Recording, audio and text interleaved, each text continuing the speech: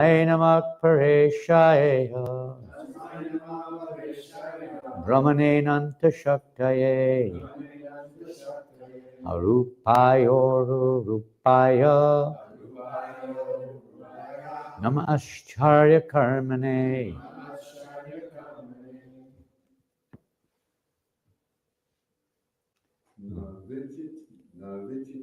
No, just the second verse, please. Parashtarya Brahmane Nanta Shaktaye Brahmane Nanta Namascharya Brahmane Tasmai Namah Pareshaya Brahmane Nanta Shaktaye Arupayo Rupaya Nama Ascharya Karmane. Tasmai Namah Pareshaya Brahmane Nanta Shaktaye Arupayo Rupaya Nama Ascharya Karmane. Any ladies? Tasmai Namah Pareshaya Brahmane Nanta Shaktaye Arupayo Rupaya Nama Ascharya Karmane. Tasmai Namah Pareshaya Brahmane Nanta Shaktaye Arupayo Rupaya Nama Ascharya Karmane. Like to chant? Ruku? You like to chant? Tasmai Namah Pareshaya Brahmane Nanta Shaktaye Arupayo Rupaya Nama Ascharya Karmane. No, not Vijate. There is Yasya, of whom Supreme Personality of Godhead, Cha, also Janma, birth. Oh, just a quick question. Did you bring the sweets?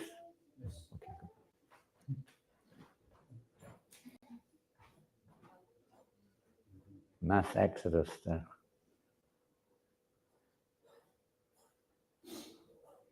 Namarupe. I already missed something out, probably. Anyway, never mind. Any material name or material form.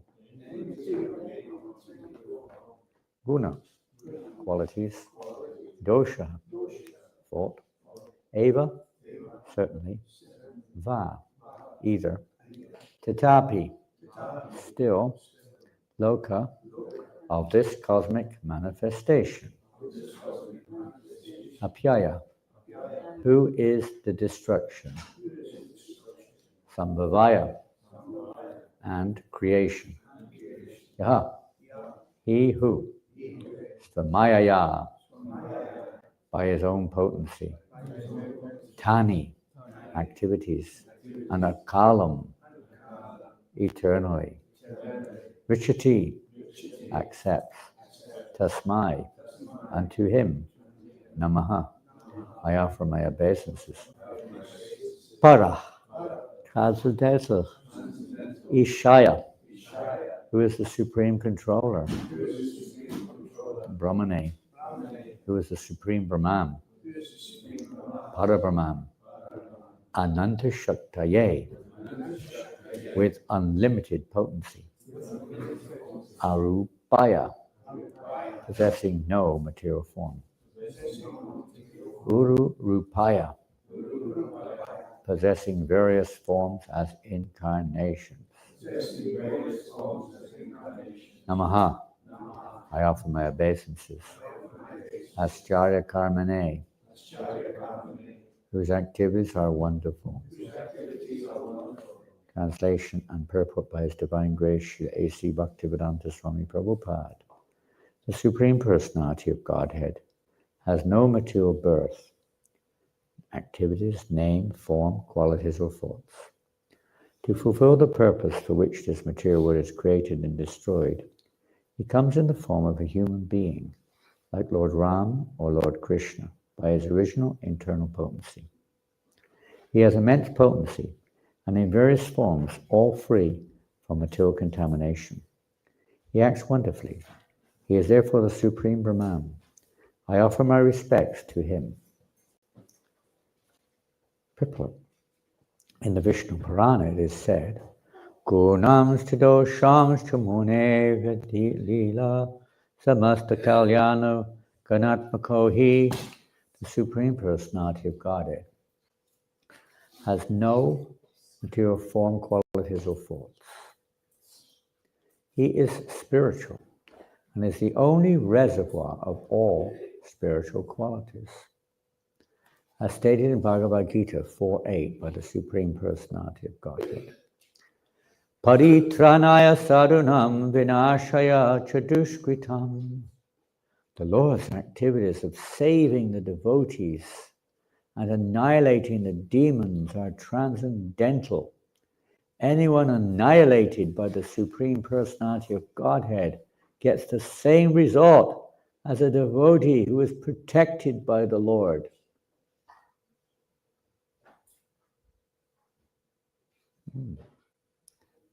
Sounds like it's not a bad idea. Maybe we can become demons. What do you think? We have more fun. More fun. Get the same result, huh? I don't think they get exactly the same result. Pardon? I don't think they get exactly the same result. Not exactly the same result. No two people get exactly the same result, do they? In one sense, we're all individuals. Yes, if you merge into the Brahman, it's pretty similar. Not so easy to be directly killed by the personality of Godhead, is it? It's a very rare fortune. Generally, Krishna leaves it up to his time expansion, doesn't he? And the time expansion, the Kala Chakra just keeps people swirling around in the world of the material energy, right? The world of karma. To be killed by Krishna directly, all karma is cleaned up, huh? Cleared up. That's a very unusual opportunity. It happens once in a while when Krishna appears. Anyone annihilated by the personality of Godhead gets the same result as a devotee who is protected by the Lord. Both of them are transcendently promoted. The only difference, so here's a difference here. The only difference is that a devotee goes directly to the spiritual planets and becomes an associate of the Supreme Lord, whereas the demons are promoted to Brahma Loka, the impersonal effulgence of the Lord. Both of them, however, are transcendently promoted. We do see exceptions to that rule, isn't it? Can you think of an exception? Well, there are probably quite a few. Pardon? Who? Jai and Vijay. Jai and Vijay, yeah, they're sort of a little different, aren't they? Now, Jai and Vijay, the gatekeepers, they're eternal associates of the Lord. They are not ordinary living entities, like in the sense of an ordinary Jiva Shakti. They're eternal associates of the Lord. They never, in one sense, they never fall down. They expand. It's explained in the Bhagavatam that they don't actually fall down in the same way that, we kind of understand that Jiva falls down, a normal Jiva. But they expand for the will of the Lord into three forms, the three demons. Then they re-enter back into their original form. Prabhupada said, it is a complete mistake to think that in every millennium Jai and Vijay fall down. They don't. They don't do that. They just appeared in that one millennium, according to Srila Prabhupada anyway, just for the purpose of the Lord's pastimes. They said usually they're actually demons. So it's kind of slightly different than the one we're talking about here, although Jai and Vijay. But otherwise, Prabhupada writes it there, is that otherwise they're normally demons. So yes, one would assume that they enter into the Brahmajyoti. Those pastimes unwind in another millennium, another day of Lord Brahma, whatever it is, or another millennium of some kind. But in general, the demons, there are some demons who, besides that, any other examples? Kamsa is another special person. Well, what happened to Kamsa? He got the same form as the Lord. Same form as the Lord. He was meditating on the form of the Lord. Huh? Entered into the form. I guess he got the same form somewhere or another. I don't know where he went. Where did he go? Is usually a more simple and clear example. Anyone think of one? Putana. She's the most famous example, isn't it? And some of the other demons are also there, mentioned there. Again, they're not ordinary living entities. In one sense, they're demons. In another sense, they're not demons, are they? I mean, in her previous life, she wasn't really a demon, was she? She fell in love with Lord Vamana, right? She was madly attracted to him. But because Lord Vamana took everything, Lord Vamana took everything away from Bali Maharaj. She was Bali's sister? What was it? I hear both things. Sometimes I hear daughter, sometimes sister. Anyway, Bali Maharaj lost everything and she became angry and, she loved him and wanted to kill him at the same time. Kind of a strange combination, I suppose, although these things do happen, and unfortunately. And so she came with Krishna with a kind of offering her motherly love, in one sense, with the intention of killing the child. So Krishna accepted the motherly love, sucked out the negative stuff, and gave her a position, not as Mother Yasoda, that's an illusion, that's Mayavad, to think we become Mother Yasoda, or we become Jai and Vijay, or become Hanuman. So it's not. We follow in their mood. So she became a nurse in the spiritual world. One of the nurses of Krishna. A little bit on the outside, but the same principle, that mood of giving her breast milk, motherly affection, so we can understand there. She's most likely understood there. She's wanted to be like the mother. She was thinking, if only I could have this beautiful young boy as my child, I could offer him my breast milk. So she got that fulfilled in various ways. Krishna delivered her. But we'll read on. The only different devotee goes directly. There goes Brahmajyoti. Both of them, the Lord's killing and annihilating of the demons is not exactly like the killing of this material world. Although he appears to act, within the modes of nature, he is nirguna. He's above the modes. That's what the materialistic people. We were reading or hearing yesterday, and usually we hear, let's give an example, Bhagavad Gita. Now, how long does it take you to read the Sanskrit in Bhagavad Gita? Gita Jayanti is coming up. Right? About 2-3 hours. Depends how quick you are. You can probably do it in an hour and a half if you're really good at Sanskrit. But what do we hear? Krishna spoke Bhagavad Gita to Arjuna as they're about to go to war. They're just about to blow their conches and go for each other. What's happening here? In fact, they do blow their conches right at the beginning of the instruction of the Bhagavad Gita. So where's the room to speak the Bhagavad Gita on the battlefield? Everyone just stood there waiting for Arjuna to kind of come out of his trance he's in or something. And Prabhupada usually says, how long did it take? 45 minutes. Well, I was listening yesterday. Prabhupada said not more than 15 to 30 minutes. How could it be longer in the front of the battlefield? He was saying like that. So what does it mean? Materially speaking, you just dismiss this as nonsense, right? Isn't it? Well, this is ridiculous. How can he speak the Bhagavad Gita, this book, in 15 minutes? This is ridiculous, isn't it? Not possible. Well, this is the mentality of conditioned souls. This is the mentality that keeps us in this material world, this world of time. World of time. Everything we look at is inconceivable in one sense, isn't it? Protecting the devotees is not just a time factor where, somebody's attacking you and Krishna kind of takes the knife away from them or something. You see, protecting us from this illusion of trying to measure him, of trying to think that we can, capture him with our material perception or something. He's not conceivable. He's inconceivable. Jiva Goswami says the first principle to actually understand Krishna is to accept that he's inconceivable. You can never go back to Godhead if we don't accept this inconceivability of the Lord. So what is the difficulty? Now, I don't want to use such a mundane example, but I will for the sake of it.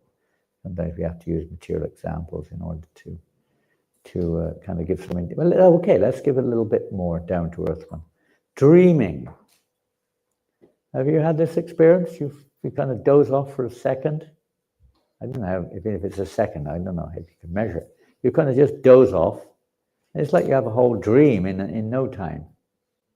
Externally, there's no time has passed, practically speaking. But you've kind of experienced the whole thing in a dream. I don't know if I've had that many times. You get the same thing when you change your, let's say, perception in a sense on certain... Oh, what was it someone said yesterday? The misuse of substances or something? And sometimes you get that when you misuse certain substances. Time dimension changes. 1 second seems like a year. Things change. Even in our emotional world, sometimes it's like that. When there's something, which you really don't want, it just seems to drag on and on and on as if eternity almost. So, Krishna, everything's like that. Look at Dwarka. Take Dwarka as an example. Dwarka is seems to be a measurable unit of land. But, if you try to contain all of the various facts and figures which are mentioned in the Bhagavatam into that piece of tract of land, it's absolutely impossible to conceive, isn't it? From our perspective. If you're a microbe, it's not impossible to conceive. But if you're in a human body, it's impossible to conceive. How many bodyguards, for instance, did Ugrasena have? Pardon? Quadrillion. What's that? A quadrillion. A lot. Sometimes it said 33 trillion. It means unlimited. And you can't conceive it. It's not on the same plane of measurement that we're on, either time-wise, space-wise, or circumstantially. Krishna's pastimes manifest. Let's give another, well, it's not exactly an example, but it gives an indication. There was one ship which was built by none other than the British, which was unsinkable. Has anyone heard of that ship? What was it called? Titanic. On its first voyage, its very first voyage, it was quite ironic. On its very first voyage, what happened? It sank. Isn't that incredible? That doesn't generally happen at all. But this one, which was supposed to be unsinkable, sank on its very first voyage. And how did it sink? Pardon? It hit an iceberg. They realized the iceberg was there, but it was too late in the night. And they whammed into the iceberg. They were warned, but they didn't take the warning. They thought they were infallible. But they got hit by this, well, they smashed into the iceberg. Now, only a little bit of it was on the surface, isn't it? They call it, we have a saying, the tip of an iceberg. You can't see the rest of the iceberg. You just see a little bit above the surface, but there's around 95% or something under the water, where they couldn't see it. Bang. So what can we see? Even Krishna's pastimes is like a tip of an iceberg. We can't see beyond it. Just a little bit manifests, so for our good fortune. And for those who have the mundane perception, they can't grasp it at all. It's just, they try to measure it. The devotee doesn't try to measure Krishna any more than the cobbler. You know, the cobbler and the Brahmin, we all probably have heard that. You've heard the story, the cobbler and the Brahmin? Yeah, it's a common story, isn't it? Of how the Brahmin was trying to measure the Lord, basically speaking. How is it possible for him to thread an elephant through the eye of a needle? That's ridiculous. This is crazy. Narada, I don't believe that you went to Vaikuntha at all. This is all nonsense. Threading an elephant through the eye of a needle. Is anyone here doing any sewing right now? Sometimes the ladies are sewing something in the background. Flowers or clothes or something. Can you thread an elephant through the eye? You have to have a pretty big needle. You won't be able to hold it. Not possible. Is it possible? No, it's not. But the cobbler, he had no problem accepting that statement, did he? The devotee. Everything's possible. This is what the first principle. Krishna can do anything because he's not of this material. As this verse indicates, his body is transcendental. And this is the first thing. Bring the Bhagavatam. Oh, we've got Bhagavad Gita here. Here. Prabhupada's quoting from the 4th chapter. They're very famous verses, of course. Oh, I opened it straight to the verse. One who knows this verse. Prabhupada one time said this is the most important verse of the Gita. He said that about many verses. This is one of them. Famous verse, 4th chapter, text 9, Sanskrit. Janma karma.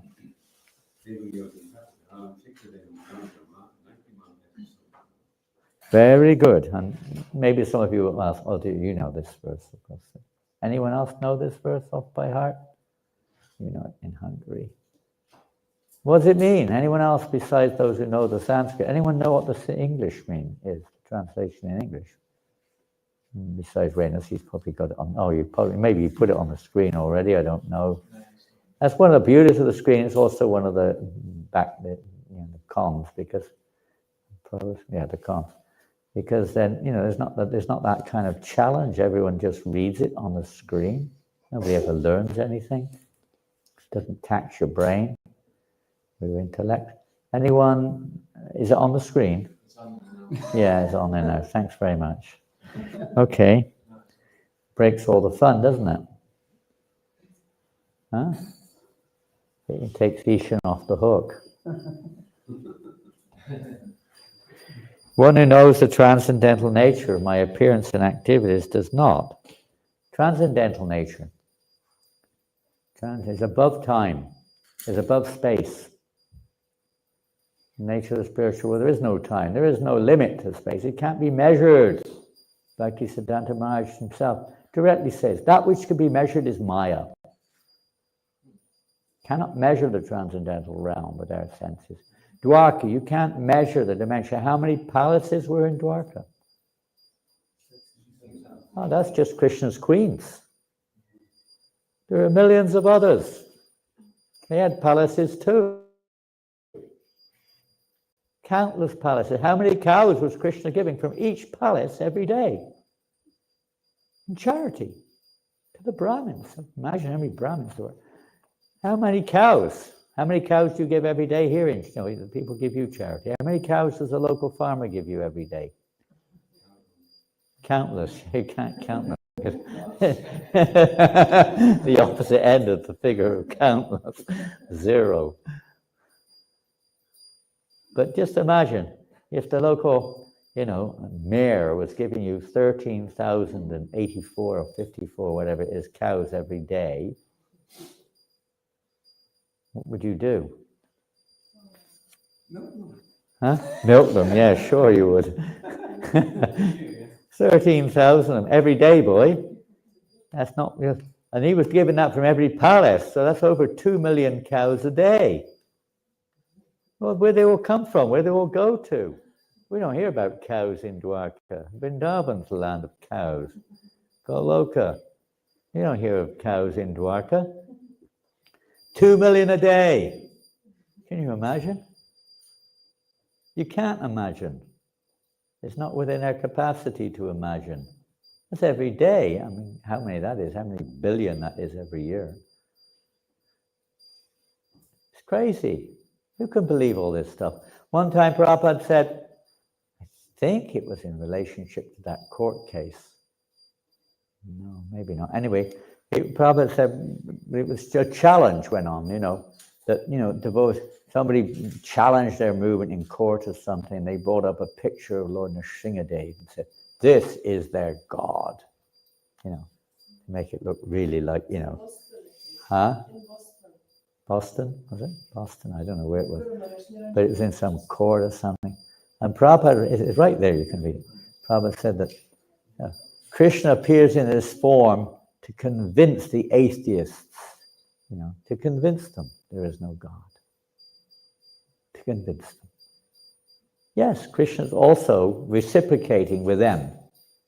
They don't want to believe in God. They want to believe in something they can see, something they can measure with their mundane senses. You can't. Why can't God appear in a half lion, half man form? Why not? Because it's not possible. Why not? Well, we can't do it, therefore it's not possible. Right? But then we see in our, myth. Where does a myth come from? It has to have some origin to even exist in our consciousness.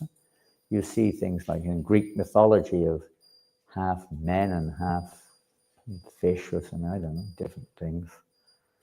Something beyond our capacity or ability to enact. But we have this it's called pride. Have you heard of pride? You heard the word pride? I'm not talking about the modern parades that go through the streets or whatever it is. But that's also a reflection or a manifestation of the same thing. But in general, everyone's unfortunately affected by pride, that we think that we're the center. Human beings are of the opinion that they are the most advanced creatures that have ever existed, ever, in the universe, any time, place, or circumstance. Isn't it? It's possible there might be some form of life on another planet, they say. It's possible. But, isn't it? We look at the universe as if we're the center of the universe, isn't it? We're the only ones. And previous to us, there was nothing. Depending which so-called religion you follow, there was nothing of any practically significance before that started. No one lives on it. All the planets are just meaningless blobs out there in space. Nothing, no value. Just something interesting to look at from a distance. And other than human beings now, practically the other species of life. Now, Prabhupada talks a lot about the business of even a ruler in this planet. I was listening to a lecture this morning, how Prabhupada was saying, protection, Kshatriya, how a king has to protect the citizens, not just the humans, but all living entities, birds, beasts, trees, flowers, all creatures, fishes, everyone's meant to be protected. But they're not. They're only focusing in on a certain aspect of humans. In many cases, they certainly don't protect the child in the womb, that's for sure. In many cases, quite the opposite. And in other cases, they get rid of people who don't agree with your imperfect perception, your selfish perception. They get rid of them, annihilate them. That happens. Mass scale sometimes, isn't it? We've seen that in the course of at least recent history. It's probably always been there, but especially in recent history, get rid of them, annihilate them. We'll go any further down there, but we'll read a few more verses from Gita, then just tie up the purport. If you go back one verse, 2 verses of Bhagavad, don't put it on the screen. Okay? Relax. Okay? Text, I won't even give you the number of the text, so it might be difficult anyway. But who knows this verse? Ajopi san avyayatma bhutanameshwaropi san prakriting svamadishtaya sambhavamyatma mayaya. Anyone know this verse? This turn. English? This is the problem with GPSs. And GPS, is that what you call it? these maps things. No one ever learns how to get anywhere. Even get out your front gate, it says, turn left. You don't know how to get out we don't know how to go. You have to consult the GPS to get out the front gate sometimes. We have no idea. We've lost our direct sense of direction. Now they have this wonderful new invention. What's it called? AI. You don't have to learn anything. They tell you everything. Fascinating. But it's just, taking away the proper use of human life. We become damn lazy. So, what's the meaning? More or less. Just give it. I'm unborn and eternal, should I take my birth in this? Yes, that's exactly what this verse today is referring to, isn't it? Although I'm unborn and my transcendental body never deteriorates. The difference between a transcendental body and a mundane body. Can anyone say that their body will never deteriorate? They do everything they can to try to avoid it, don't they? They're willing to spend lakhs of pounds even, if they've got it, in trying to maintain their so-called youth. There's so much energy going into this now. Elderly ladies particularly, trying to keep their so-called good looks or their so-called youth. Yoga, most people's the only reason they're interested in yoga is to try to keep try not to be quite so fat and flabby and when they're old, Try to keep a bit of health going on, isn't it? It's the only point of it. Yoga is the only purpose of yoga in most people's minds. It's just a health trip. No other value. A peace, for old people especially, it's good because it's not so energetic, It's a little bit more capacity. At least simple yoga, not so much of the extreme aspects of it. And mostly it's ladies who go for yoga. 95% of the yoga students are ladies in most places anyway. They want to keep looking good and feel good, Feel good is the big thing of the day, isn't it? Feel good. So that's not the purpose of human life. To get this misconception of feeling good in this world. The body is going to die whether you're healthy or not healthy. And in fact, we find that many people who are doing all these things die earlier. It's their karma. Especially joggers. They have a heart attack in the middle of their jog and drop dead on the footpath, It happens. Even teachers of health, they drop dead early. It's quite common. It's a misconception that this is what we're here for. But the material body is bound to die. You can't stop it. Even Hiranyakashipu, still he died. But Krishna's body never deteriorates. Never deteriorates. He appeared to leave behind a mundane form. Well, that's again the same principle Prabhupada says. To convince the atheist he's just an ordinary person. Keep them away. These type of things sometimes. These figures are there. Prabhupada said about, like for instance, Dwarka said, I think what's his name? Vijayananda Maharaj, I think, asked Prabhupada, how do you explain this? And Prabhupada said, you don't. You don't explain it. We don't even understand it ourselves. How can we conceive of it? We accept it or don't accept it. You can't explain something you can't, don't understand or don't realize. But even if we do accept it, so we don't explain it. Trying to explain it like this is, it's another plane of time, another plane of space. Krishna's body is transcendental and not material, and everything's different. Arjuna's, you can go into all these things, but for most people, this is just not on. They've been so conditioned by material limited knowledge. And although I am the Lord of all living entities, I still appear in every millennium in my original transcendental form. It doesn't take on a material form like some Mayavadis or ordinary people might say. It's his original transcendental form. But he reciprocates with each and every one. It's just what the deities. Now when somebody comes into the temple room, you'll get different reactions, isn't it? And maybe even amongst us here today, we may have different perceptions or different feelings when it comes to the deity. For a pure devotee of the Lord, he's literally communicating with the Lord himself in his original transcendental form.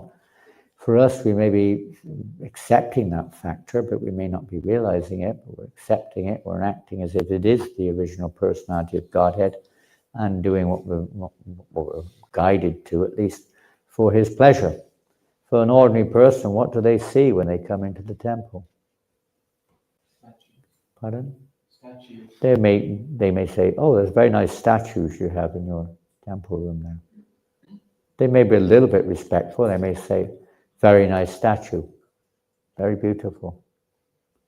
Most of them will not be able to accept that this is a form of God. If they see it's made of, I don't know, the days are made of wood or marble, whatever they're made of, brass or something. It's just a brass statue. Well, we could give an example. Now, I don't know your wife's name. Ati Sundari. There are two Ati Sundaris, I'm told, in this community. Gets confusing sometimes, doesn't it? Ati Sundari 1 and Ati Sundari 2. So, Ati Sundari, when you see a picture of your sons, to you, what is that? My babies. Your babies. They're alive. To you, they're there practically in the picture, aren't they? To someone else, they say, "What are you getting so affected by that picture for? Why have you got that on your mantelpiece? That's just a piece of paper. There's nothing. Why is it affecting? But to you, isn't it? Because you have a very close relationship, isn't it? To you, it is not. It's a matter of your perception, your consciousness, the relationship. Because people have a stone-like relationship with God. Probably said their hearts are stone, therefore they see stone. They don't have a relationship with Krishna. They don't have it. So they won't see. If I don't have a relationship with kids, I see a picture, it means nothing to me. It's just another picture of, like billions of other pictures of people. That it means nothing to me. If it's your children, it means everything, isn't it? Your sock last night when we moved the chair. Remember we moved the chair at the program last night? What was behind the chair? Some little tiny purple socks behind the chair at the program we went to last night. One of the kids, It means a lot to the parents. To everyone else, it's like, ooh, stinky little socks, get them out of here. Even the excretia of the baby to the mother means everything practically. It's like almost worshipable. I don't know how far you go there, but it's not like, for everyone else, it's you, keep out of here, poo. It's a relationship, you see. So when you don't have a relationship, then everything looks, we try, nothing. Their hearts, and in general, people have no relationship with God practically, except for maybe an order supplier, an impersonal order supplier, who cannot possibly appear in the form of a statue. What is this nonsense? They think like this. Hiranyakashipu meant, how can he be in this pillar? Isn't it? How is this possible? If he's there, I'll kill him. Mentality is there, isn't it? Then whole religions have this mentality. We'll kill the God. They have no idea what they're doing. Absolutely no vision whatsoever of the personality of God. Just some, perverted perhaps perception in some ways. Something is there, but it's not. It's the impersonal aspect only. Why Mayavada is so dangerous philosophy. It kills the personality of God. They say he has no form, he has no name, he has no pastimes, he has no relationship. Just all pervasive, indescribable energy. Well, this is, the mood of pious, even religious people, when it comes down to it. Names? He has no name. Well, it says here he has no material name. So in one sense, he has no name. If you're looking at it materially, his name is not material. He has so unlimited names. How can you measure something which is unlimited? How many is unlimited? Give a figure.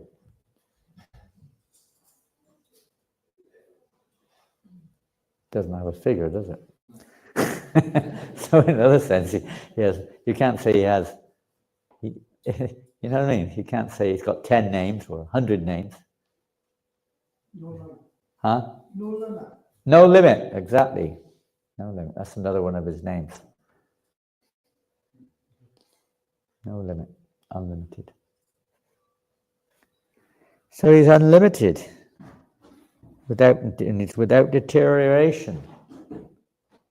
So all these factors are beyond material experience. You can just get some little examples to slightly indicate them. The sun, this and that. But basically, it's not possible to conceive of with material Atakshri Krishna Nama Dina Bhavad Gwayam Indriye. With material senses, it's not possible to conceive these things. But they can be revealed. They can be revealed. So the real protection of the Lord is not just the external one, that he may do also, but he protects our conscience. We don't become overwhelmed by this Mayavad philosophy or this materialistic philosophy or this whatever other kind of philosophy it is. He protects the devotee's bhakti, the devotion, nurtures the nurturing of that. And then the verses Prabhupada quoted, of course, are also there.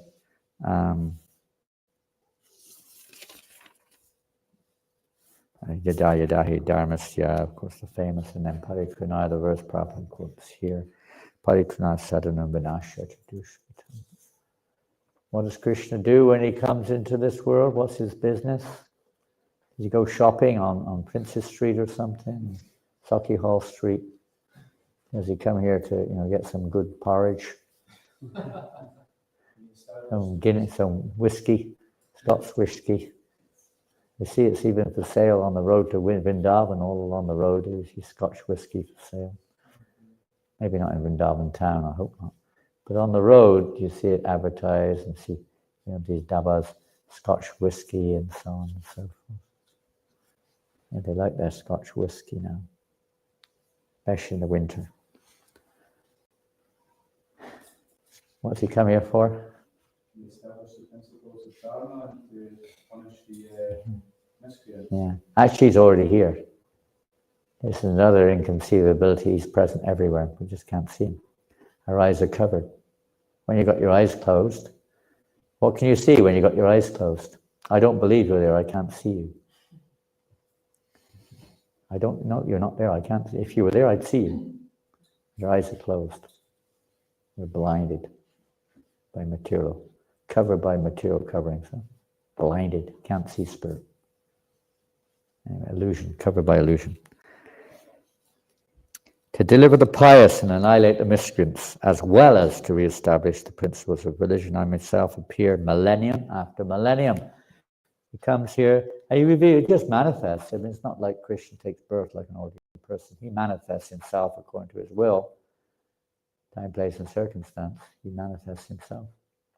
He's reciprocating with the devotees in one way. He's reciprocating with camps in a different way.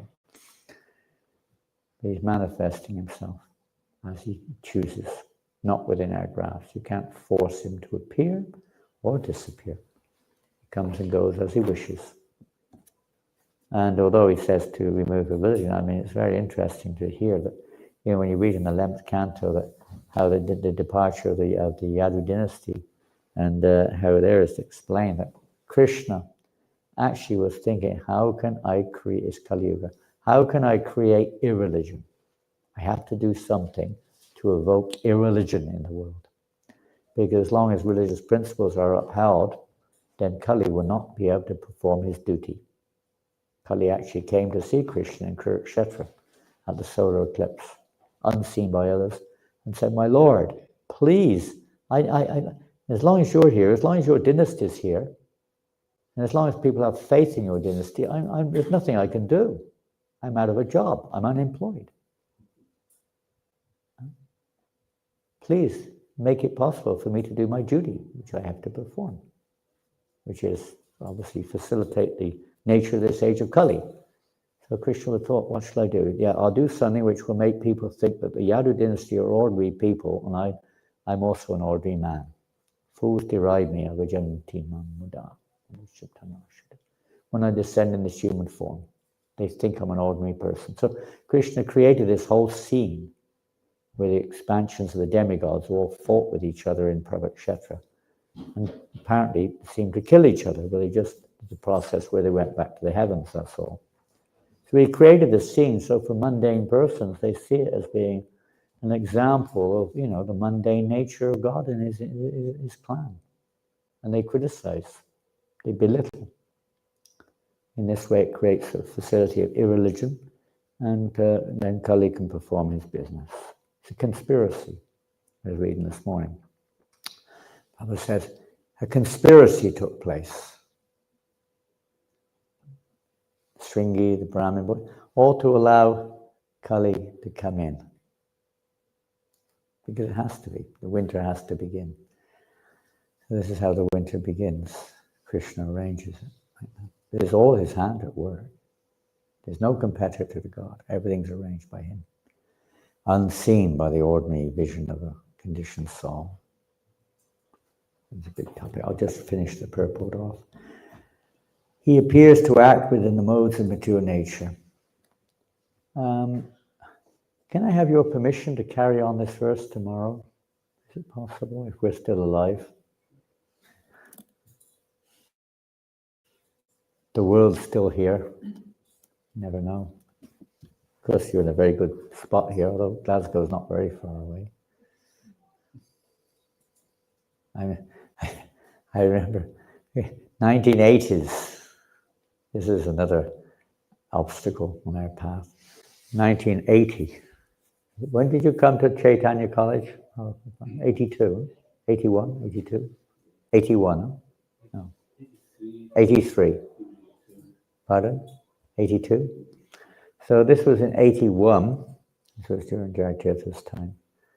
And there was a big, the devotees in Chaitanya College were planning to make Chaitanya College like, the safest place on earth when the bomb drops. It wasn't if, all over the country though, in 81. Signs were when the bomb goes off.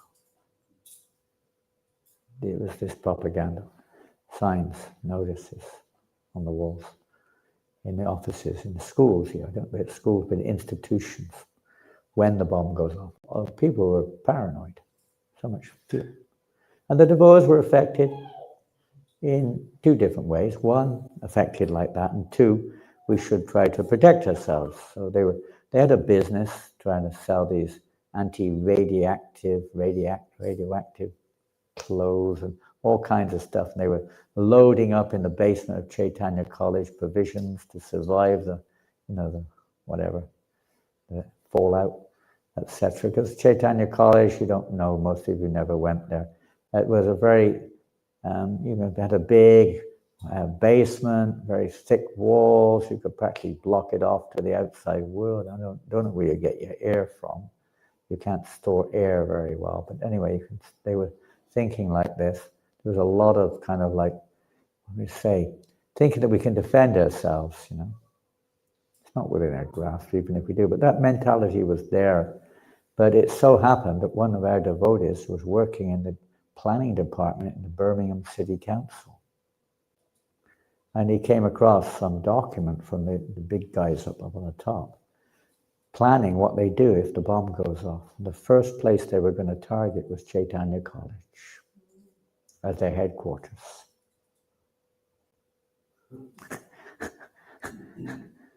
You can't, think we can't protect ourselves. It's not possible. I think in the Second World War, they chose the most isolated island in the Pacific or something to kind of hide out. It so happens, I think the Americans or the Japs made that one of their headquarters during the war, and just, that was the end of that. It's like, we can't do it. We have to take shelter of Krishna different with us.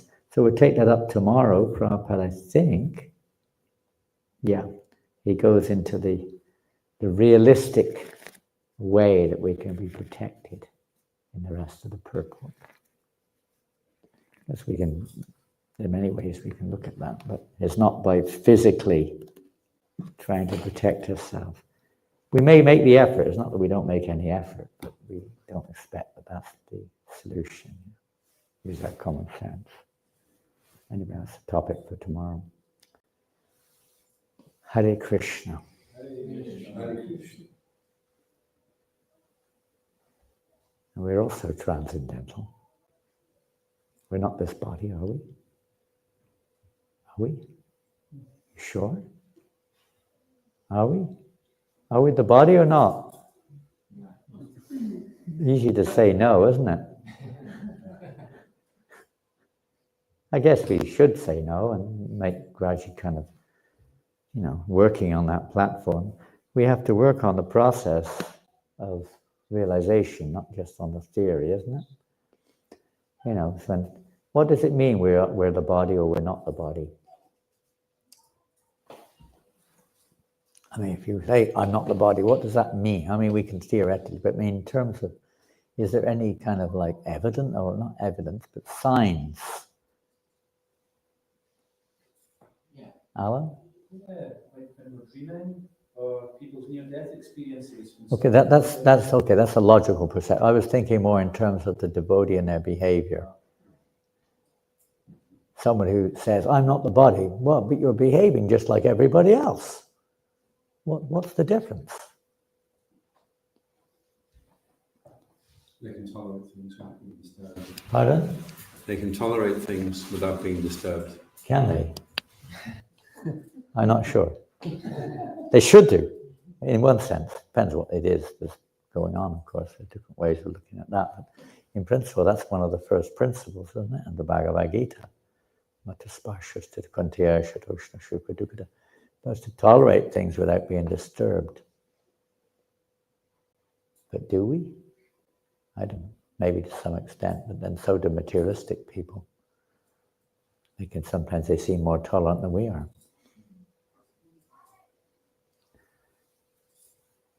Is there any other symptom? You're acting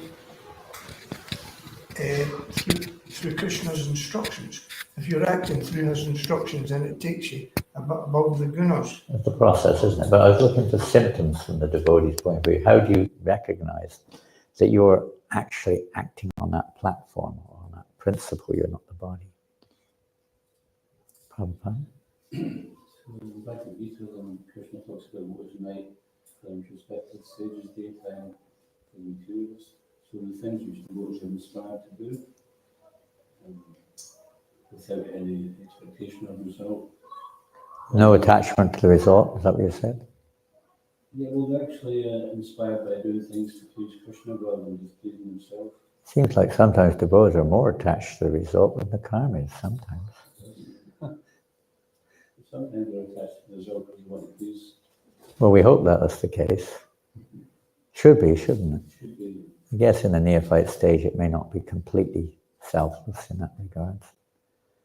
Should be. We'd think about it. Look at the characteristics of one who's dear to Krishna. Look at the qualities of a Vaishnava. Is this the measure? It can be a perceivable measure. They may not always be. We're very conditioned sometimes. We have very bad samskaras and so on. But inside you're trying to see everything, as we discussed yesterday. Yesterday's point was seeing things in relationship with Krishna, wasn't it? Seeing things in relation. The devotee sees everything in relationship with Krishna. The more we're seeing things in relationship with Krishna, that's not a bad sign. Of course, we can't take that to mean that we can justify everything in the name of relationship with Krishna. Our nonsense. Well, what can I do? It's Krishna's energy. I'm just helpless. It wasn't my fault. Krishna provided the whiskey and gave me the inspiration to drink it. I'm Krishna conscious, right? I'm thinking of Krishna. Well, Prabhupada said that to the alcoholics in San Francisco. He said, Janananda, he asked, how can I help the alcoholics? And Prabhupada said, when they drink their wine or their liquor, just say thank you. Just tell them to say thank you, Krishna, for the taste in the liquor. But that's like on a neophyte platform. That's the very stage one. But if you want to progress, you've got to a little bit beyond that stage of say, consciousness. It's a bit more different. And it's a big topic, time to get into it today, but just think about that. It's not just about wearing tilak, is it? Oh, you can tell a devotee, they've got their tilak on, right? And, they shave every month if they're in male. Or they're, wearing a sari, that means they're a devotee, right? If you haven't got a sari on, you're not a devotee, right? You've got to wear dhoti.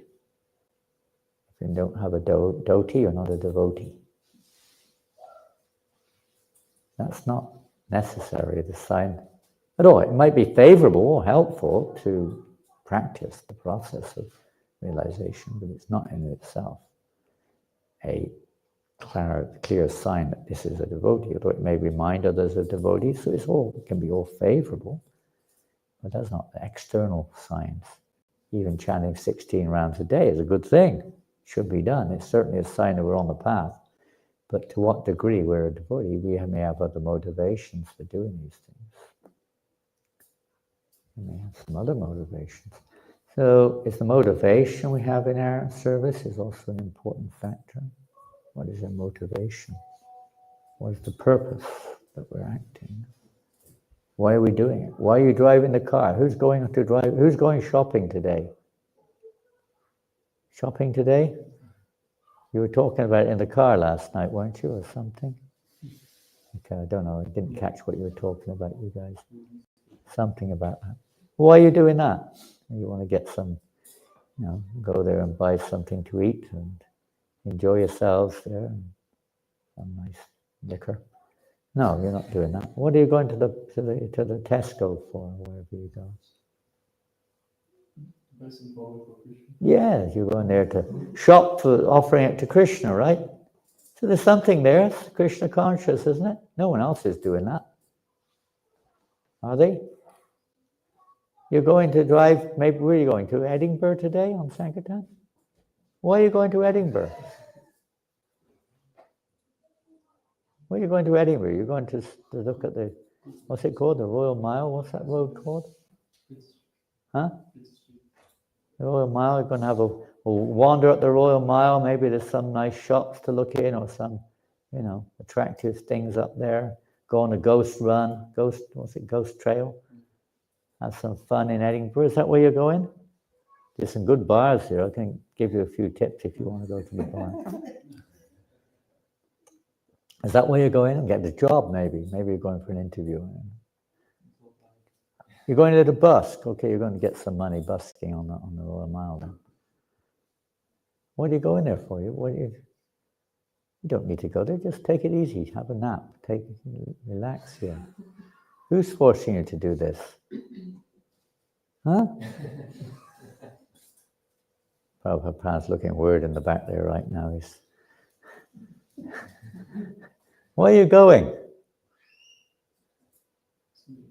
Try to connect everyone with Krishna. Oh my God. What a dreadful thing to do. Connect them all to Krishna. They don't want to connect to Krishna. You're forcing them against their will. You're going there because you want to please Krishna. You want to please Prabhupada. We may not be very effective, but we do. So there's something there. The motive, the reason. It's not just you won't get breakfast if you don't go, is it? I was reading this morning, Prabhupada was saying, she said, if they're not willing to engage in devotional service, then they shouldn't have breakfast. Shouldn't have prasad. It can't just be, it's not a place for lazy and crazies. It's not a free hotel. Stay in the temple. You need to do service. 10 in the morning program, do service. Just trying to pick us up, wake us up from the mode of ignorance, come to, at least to the mode of passion. Do something which is, actually authorized for the pleasure of Krishna. And Sankirtan is the best activity in one sense. Every activity is Sankirtan. It certainly is. I mean, deity worship, Sankirtan, cleaning the temple, everything. The pleasure of Krishna. You don't have to do it otherwise. How much they pay you for going out?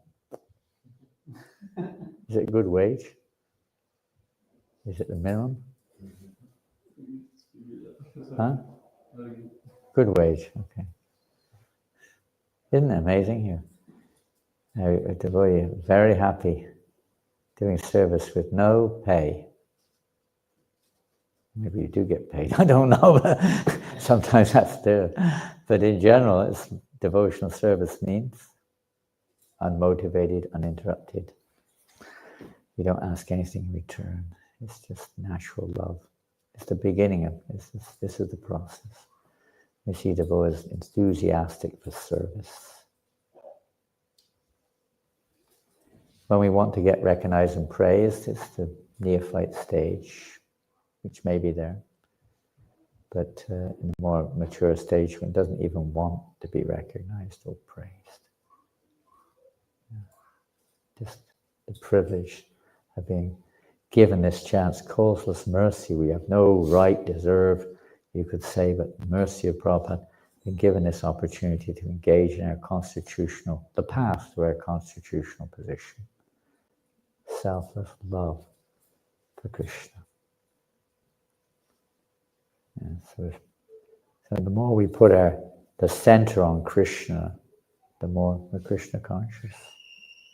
Materialists don't do that. Even if they think of God, God give me this, God give me that, God give me this, God help me, God save me, God save the Queen, King.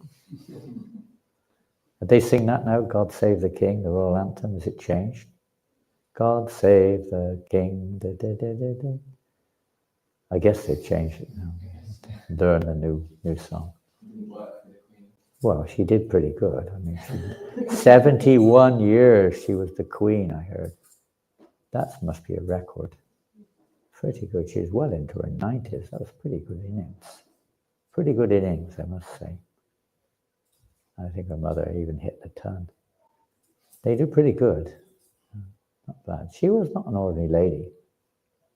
No, she had Prabhupada's Gita. She praised Prabhupada's Gita. She met devotees on many occasions. Took prasadam, garlanded. No, she was a bit above the normal cut, that's for sure. Probably that's why she lasted so long. Anyway, for what it's worth. Hare Krishna. Hare Krishna. So now what are we going to do now? Huh? Sweet rice. Where's the sweet rice? Hey, give me the prasad from my bag. Huh? Where's the sweet rice? It should be served in the outside room there now. Give me those sweets, quick. Just give me the bag. What have you done to the bag?